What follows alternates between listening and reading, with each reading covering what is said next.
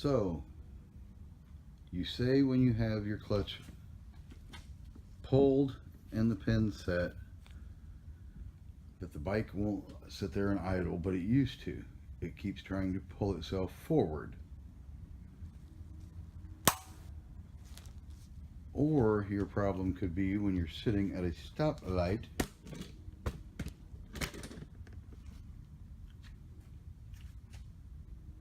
when you have the clutch applied that the bike still is trying to pull you forward. That's what we're here for today. The simple adjustment to keep that little tidbit from happening to you. Okay, when your kit is brand new, much like this bike or one you've put together, your cable's brand new, your clutch is brand new, everything's brand new, nothing is met yet, or been stretched or had any tension put on it. So I would say, just hypothetically, about your first gas tank full of riding, you notice that your clutch is getting a little sloppy in the handle part and not functioning like it did when it was brand new when you first put it together. And that's understandable. When it's brand new, this cable here, move my arm, that cable right here has never been stretched or had any tension on it. So after you pull it a number of times, I don't have an exact number, but after you pull it a number of times, it stretches, gets tension on it, and gives you a little slack at your release lever. So what we need to do there, now this bike does not have the hole and the set screw in the top of the clutch throwout arm. And thank God, because I don't like that, and I'll tell you why. This one has the cable lock, and that is a much easier, nicer setup. What I don't like about the set screw cable lock is, after a little bit of weather, it doesn't really matter, just condensation in the air, whatever the reason, those little screws in the top always get corroded, and it either breaks off when you're trying to loosen it and adjust your clutch, or it breaks off when you're snugging it back down after you've adjusted your clutch cable. Either way, it breaks off. And now I'm not saying that's the end of the world, but it does cost you a few more bucks, because the only way to get the broken screw out of the arm is to drill it. And the only successful way to drill it is to drill it all the way out, which drills your cable in half.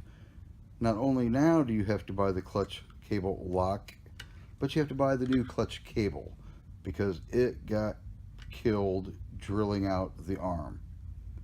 That's just a friendly FYI thrown in this video. Alright, but anyway, back to our matter at hand. Some clutch cable locks have a hexagon outside, so you can use an 8 to 10 millimeter wrench. This particular model does not, so we will have to use some mini channel locks. Loosen our set screw, because as you can see the play that it has, we need to snug that up and get rid of that. So how I personally do it, after loosening my cable lock,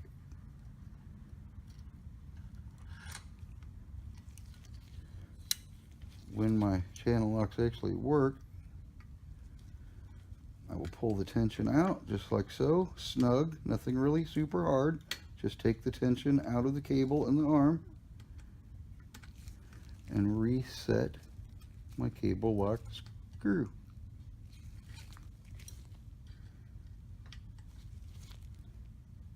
Give it just a little bit extra. You don't have to torque it down like a head bolt for a diesel truck, but you do want it firmly in there so your cable doesn't slip while you're out riding, and then your clutch doesn't function properly. And now we have all of our range of motion. It's got its little bit of play for the release, so it doesn't have any tension on it for normal riding, but yet we have our full range of motion, no slack in our cable. at all, as you can see. And that is the proper way to adjust your clutch cable. Be it new or just be it after a few miles, because every so often you will have to adjust your clutch cable. You'll be able to feel the change and the difference in the application when you squeeze your clutch lever and your handlebars. But other than that, that's just the basic how to adjust your clutch cable. Alright, that concludes. Thanks for watching, and stay tuned for our next helpful yet friendly video.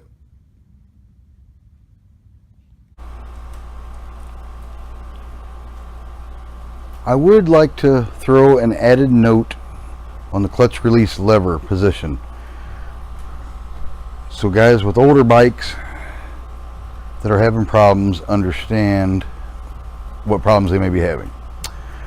And that is, notice with this new engine, the position of the lever more straight with the outside of the engine.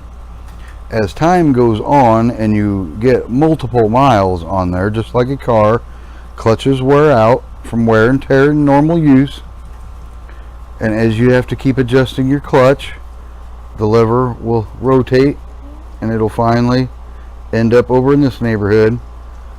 It's kind of almost a gauge to tell you how your clutch is wearing, but when it gets all the way over here close to the carburetor, it is probably getting to be some clutch pad time. That just means your clutch pads are getting wore out and they need to be replaced. I've had folks stop through the shop and ask me about that, and I hadn't thought about it while making the video about clutch adjustment, so I thought I'd better throw that in the end. Alright, well that was my PS for this video. See ya.